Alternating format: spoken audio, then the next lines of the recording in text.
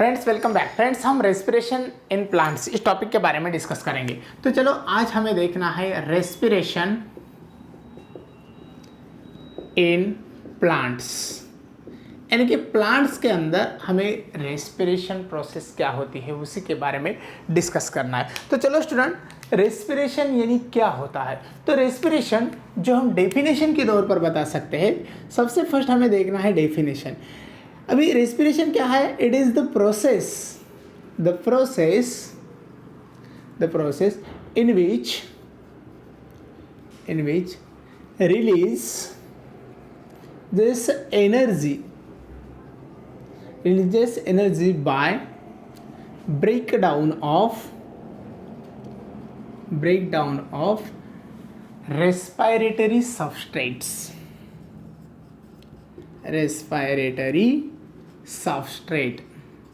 ठीक है। देखो बहुत आसान डेफिनेशन यहाँ पर हमने लिखी है, the process in which release of energy और releases of energy by breakdown of respiratory substrate. Means respiratory substrate को ब्रेकडाउन करने के बाद कुछ एनर्जी को रिलीज करना है। अगर एनर्जी रिलीज हो रही है तो उसे हम रेस्पिरेशन के नाम से जानते हैं। अभी देखो स्टूडेंट, यहाँ पर इंपॉर्टेंट है रिलीजेस ऑफ एनर्जी रिलीज हो रही है और रेस्पिरेटरी सबस्ट्रेट ब्रेकडाउन हो रहे हैं। अभी रेस्पिरेटरी सबस्ट्रेट ब्रेकडाउन होते हैं तो वो सबस्ट्रेट कौन से है वो भी हमें यहाँ पर डिटेल में देखना है। तो रेस्पिरेशन जो प्रोसेस है स्टूडेंट, उस प्रोसेस को हम दो तरीके से देख सकते हैं।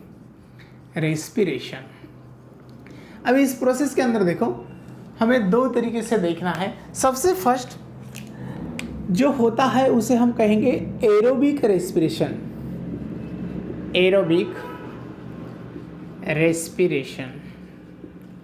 और जो सेकंड है उसे हम कहेंगे anaerobic respiration.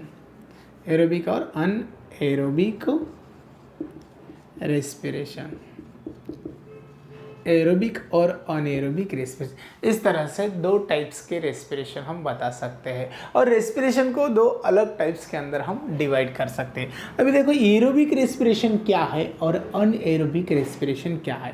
Student, aerobic respiration को हम जब डिस्कस करेंगे तो एरोबिक रेस्पिरेशन यानी कि the respiration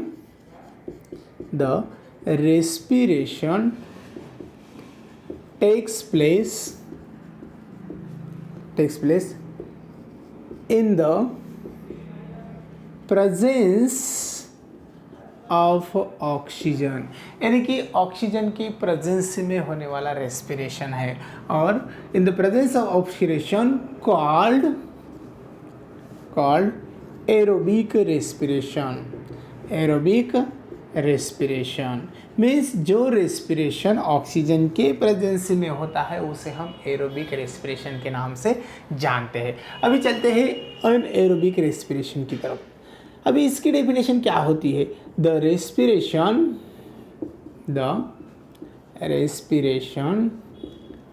takes place without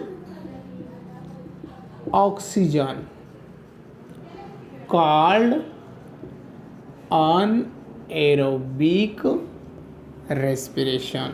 means जो रेस्पिरेशन की प्रोसेस है वो अगर ऑक्सीजन के अब्सेंस में होती है तो उसे हम अनएरोबिक रेस्पिरेशन के नाम से जानते हैं। अभी देखो स्टूडेंट, जो रेस्पिरेटरी सबस्ट्रेट है सपोज वो है ग्लूकोज। फिर ग्लूकोज के बारे में तो हम सबको पता है, ग्लूकोज 6 कार्बन कंटेनिंग कंपाउंड है। अब इस ग्लूकोज को ब्रेक डाउन करना है। अब जब ग्लूकोज ब्रेक डाउन होता है तो पायरुविक एसिड मिलता है, और जो पायरुविक एसिड है इस पायरुविक एसिड के अंदर 3 कार्बन प्रेजेंट कंपाउंड है। अभी देखो ये जो 3 कार्बन प्रेजेंट कंपाउंड है पायरुविक एसिड जो हमें मिला है, तो इस पायरुविक एसिड के 2 मॉलिक्यूल्स है। स्टूडेंट, कितने मॉलिक्यूल्स हैं? 2 मॉलिक्यूल्स। अभी इसके अंदर जो प्रोसेस कंप्लीट हो गई है उसे हम कहेंगे ग्लाइकोलाइसिस। मीनिंग क्या होता है ग्लाइकोलाइसिस का? Break down of the glucose molecule. Glyco यानी कि ग्लूकोज और लाइसिस यानी कि break down, means break down of the glucose molecule, that is the glycolysis. तो हमें मिला है पायरुविक एसिड। अब इसी को हम देखेंगे एक एग्जाम्पल के साथ। एग्जाम्पल क्या लेते हैं हम? ईस्ट। स्टूडेंट, ईस्ट के अंदर किस प्रकार से अनएरोबिक रेस्पिरेशन चलता है, ईस्ट के अंदर किस प्रकार से ये रिएक्शन हमें दिखती है। तो देखो स्टूडेंट, ईस्ट के अंदर प्रोड्यूस होते हैं, produces ethyl alcohol C2H5OH and releases carbon dioxide. Means carbon dioxide वहाँ पर रिलीज होता है और कार्बन डाइऑक्साइड भी प्रोड्यूस होता है। तो हमें मेन प्रोडक्ट इथाइल अल्कोहल मिलता है, कार्बन डाइऑक्साइड वहाँ पर रिलीज होता है। तो इस प्रोसेस को हम फर्मेंटेशन कहते हैं। Mean in case of the east it is the fermentation. ठीक है, इथाइल अल्कोहल वहाँ पर प्रोड्यूस हो गया और उसके साथ कार्बन डाइऑक्साइड भी नज़र आ रहा है, तो इसी को हम फर्मेंटेशन के नाम से जानते हैं। अभी चलो थोड़ा आगे बढ़ेंगे। आगे बढ़ने के बाद अगर हम मसल्स के अंदर डिस्कस करेंगे स्टूडेंट, मसल्स यानी कि ह्यूमन मसल्स के अंदर, ह्यूमन बॉडी मसल्स के अंदर डिस्कस करेंगे, तो देखो क्या होता है in case of the muscles. Muscles के अंदर जो पायरुविक एसिड है उसी का कन्वर्जन होता है लैक्टिक एसिड के अंदर, और लैक्टिक एसिड जो मिल रहा है उसी के अंदर 3 कार्बन है स्टूडेंट, और ये भी 2 मॉलिक्यूल है, ये भी 2 मॉलिक्यूल है, इसी के अंदर भी हमें यहाँ पर 2 मॉलिक्यूल है, यहाँ पर भी 2 मॉलिक्यूल है। अभी देखो लैक्टिक एसिड जो प्रोड्यूस हो रहा है, तो इसी रिएक्शन को हम एसिडिक रिएक्शन कहते हैं और ये मसल्स के अंदर होती है और इसी को भी हम फर्मेंटेशन के नाम से जानते हैं। ठीक है, ये एसिडिक फर्मेंटेशन हो गया और ये जो है ये अल्कोहलिक फर्मेंटेशन हो गया। अभी जो मसल्स के अंदर फर्मेंटेशन हो चुका है, ये फर्मेंटेशन रिस्पॉन्सिबल है स्टूडेंट हमारे बॉडी के अंदर मसल्स फटीग क्रिएट करने के लिए। अभी मसल्स फटीग क्या होता है, यहाँ पर लिखेंगे हम मसल्स फटीग क्या होता है।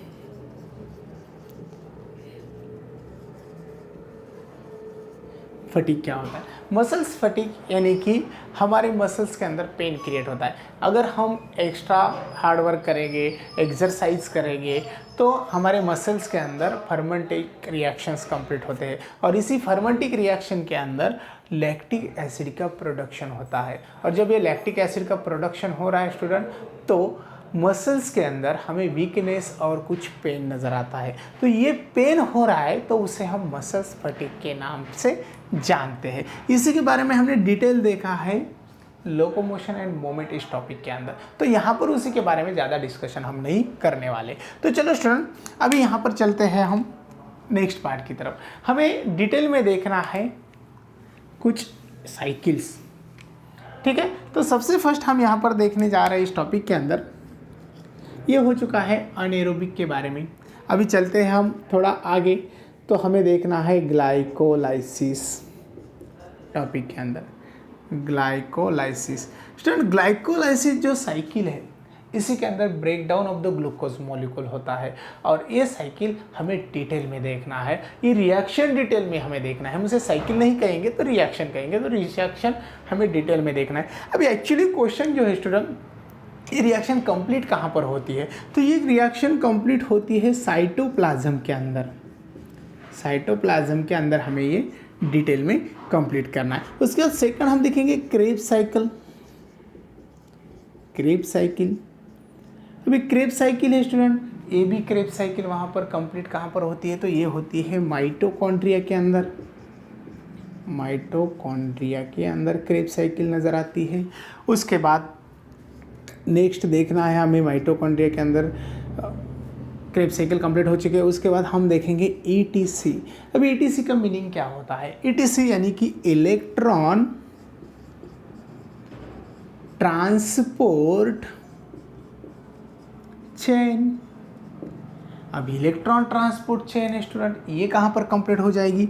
ये होती है inner membrane space of mitochondria. Mitochondria के इनर मेम्ब्रेन स्पेस के अंदर कंप्लीट होती है। उसके बाद हमें फोर्थ वन देखना है स्टूडेंट, जिसे हम कहेंगे ऑक्सीडेटिव फॉस्फोराइलेशन। फॉस्फोराइलेशन, और ये ऑक्सीडेटिव फॉस्फोराइलेशन चलता है F0 और F1 पार्टिकल के अंदर। ठीक है, तो अभी F0 और F1 पार्टिकल कहाँ होते हैं ये भी हमें पता होना बहुत ज़रूरी है, तो इसको हम डिटेल में देखने वाले। अभी ये हो गया स्टूडेंट हमारे कुछ इम्पोर्टेंट इंट्रोडक्शन के बारे में जो हम रेस्पिरेशन इस टॉपिक को लेकर चलने वाले हैं, और इतना पोर्शन हम इस टॉपिक के अंदर कवर करने वाले हैं। ठीक है, उसके बाद देखो यहाँ पर हमें कुछ एटीपी मॉलिक्यूल्स भी नज़र आते हैं, जैसा हमने यहाँ पर डिस्कस किया है एनारोबिक के बारे में, तो यहाँ पर हमें 2 ATP नज़र आते हैं स्टूडेंट। ठीक है, और इस प्रोसेस के अंदर ज़्यादातर फर्मेंटिंग प्रोसेस के अंदर हमें जो रिएक्शंस नज़र आ रहे हैं वो रिएक्शंस वहाँ पर मसल्स फटीग क्रिएट करने वाले दिखते हैं, और कुछ हमारे बॉडी के अंदर लॉस क्रिएट करने वाले ही नज़र आते हैं। तो फर्मेंटेशन रिएक्शन थोड़े हमारे लिए उतने बेनिफिशियल नहीं रहते, लेकिन जो रिएक्शंस इधर हो रहे हैं, जो ग्लाइकोलाइसिस है, क्रिप्साइकिन है, ETC है स्टूडेंट, उसके बाद ऑक्सीडेटिव फॉस्फोराइलेशन है, ये तो थोड़े हमारे बॉडी के लिए और प्लांट्स के लिए बेनिफिशियल रिएक्शंस होते हैं। तो ये हो चुका है स्टूडेंट रेस्पिरेशन इसी के बारे में, क्योंकि रेस्पिरेशन जो हम देख रहे थे उसी के अंदर हमने 2 टाइप्स भी देखे हैं, एरोबिक और अनएरोबिक, और डेफिनेशन तो बहुत आसान है, जैसा the process in which release of energy by break down of the respiratory substrate. Means respiratory substrate को ब्रेक डाउन करना है और एनर्जी को रिलीज करना है, और जब एनर्जी को रिलीज किया जाता है तो उसे हम रेस्पिरेशन कहते हैं। ठीक है, उसके बाद एरोबिक रेस्पिरेशन है, the respiration takes place in the presence of oxygen, means oxygen की हेल्प से होने वाला रेस्पिरेशन है। और अनएरोबिक के बारे में सोचते हैं तो the respiration takes place in the absence of oxygen और without oxygen, that is the anaerobic respiration. ठीक है, अभी रेस्पिरेटरी सबस्ट्रेट हम अगर ग्लूकोज कंसीडर करेंगे स्टूडेंट तो हमें पायरुविक एसिड मिलेगा। ग्लूकोज जो है वो 6 कार्बन कंटेनिंग कंपाउंड है, तो हमें पायरुविक एसिड जो मिल रहा है उसके 2 मॉलिक्यूल मिल रहे हैं। ईच मॉलिक्यूल्स हमें वहाँ पर 3 कार्बन दिखाता है। उसके बाद ईस्ट के अंदर हम अल्कोहलिक फर्मेंटेशन देख सकते हैं, कार्बन डाइऑक्साइड रिलीज होता है, और मसल्स के अंदर हमें एसिडिक फर्मेंटेशन और लैक्टिक एसिड प्रोडक्शन दिखता है।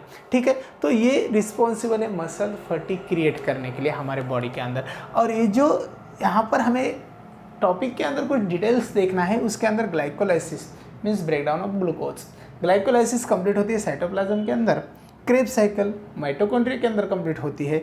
उसके बाद ETC इलेक्ट्रॉन ट्रांसपोर्ट चेन जो कंप्लीट होती है student inner membrane space of the mitochondria. उसके बाद oxidative phosphorylation takes place F0 and F1 particle. तो ये हो चुका है स्टूडेंट एक्चुअली एरोबिक और अनएरोबिक रेस्पिरेशन के प्राइमरी और इम्पोर्टेंट इन्फॉर्मेशन के बारे में।